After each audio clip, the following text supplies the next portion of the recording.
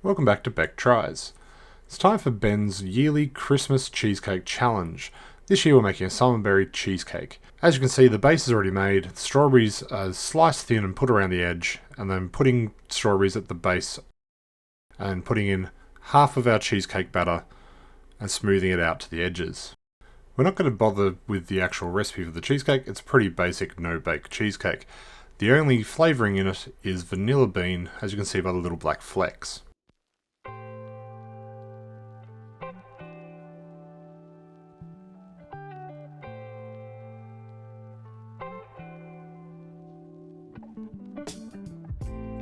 With the cheesecake, we weren't really after a strong flavour because we're going to be adding a lot of stuff into it anyway. Starting with the blueberries. Scatter them randomly around the top, and then fill in with the other half of your cheesecake batter. Should come up just over the top of your strawberries.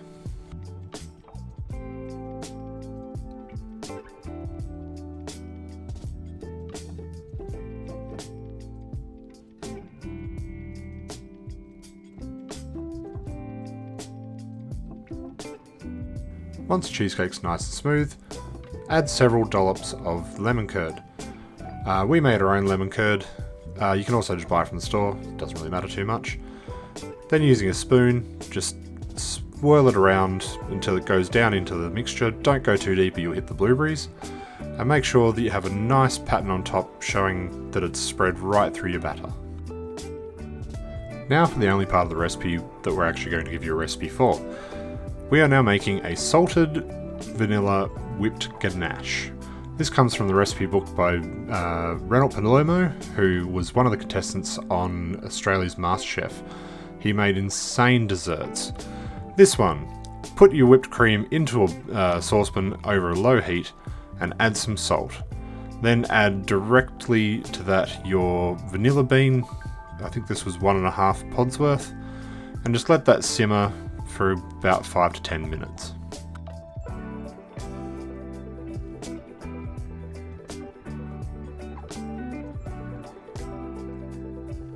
Once up to temp and the vanilla has permeated the cream, pour it over your white chocolate and leave it to sit for a couple of minutes to just melt the chocolate before you stir.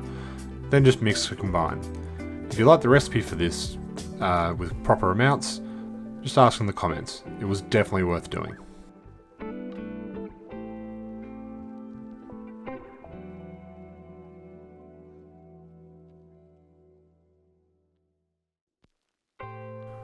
Once fully combined, we're going to add in the sheet of gelatin that we've pre-bloomed and then wrung the water out of, stir until completely combined, and then put it through a sieve to remove all the vanilla bean. The flavour should already be through the cream, so that should be fine. Once that's done, add fresh, cold cream into the bowl and stir to combine again before putting it in Tupperware and refrigerating overnight.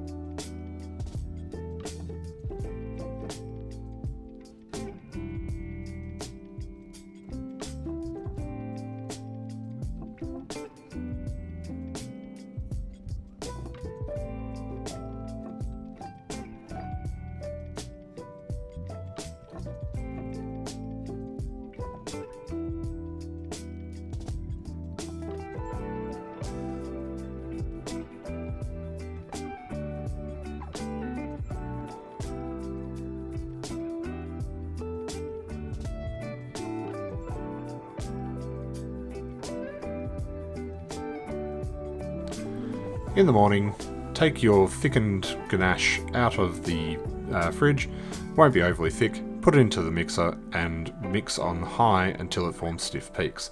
This could take a little bit longer than a normal cream as it does have quite a lot of chocolate in it.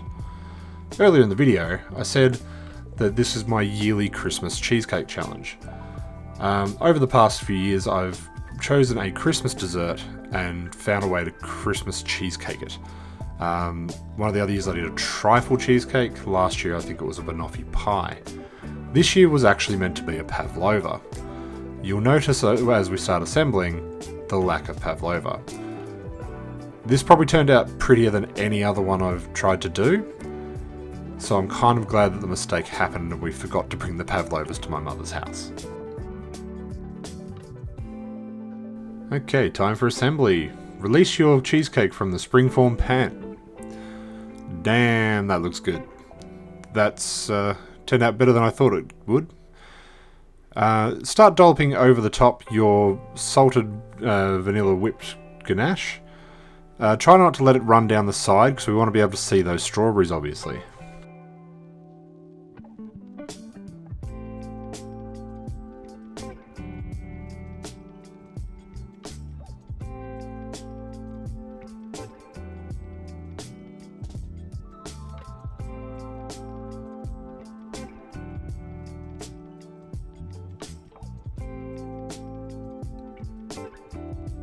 Put the leftover ganache into a piping bag and pipe little florets at random spots across the top.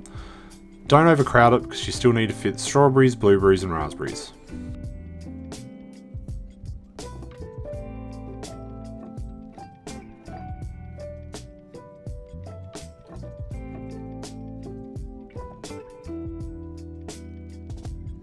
As I started placing the strawberries, I tried to leave as much space as I could for the other stuff. It was definitely a more is definitely not more scenario. Once you've got the strawberries on, start adding the raspberries, and then fill all the remaining spots with blueberries.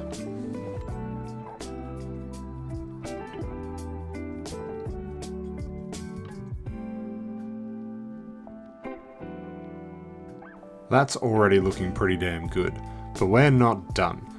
Take the rest of your lemon curd and put it into a squeezy bottle. Now time for that drizzle.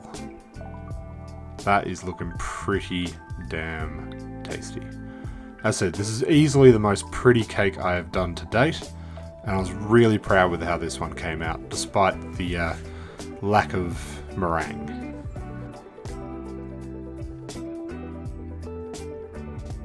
If you enjoyed this video, please like and subscribe, and we'll see you next year for another cheesecake challenge.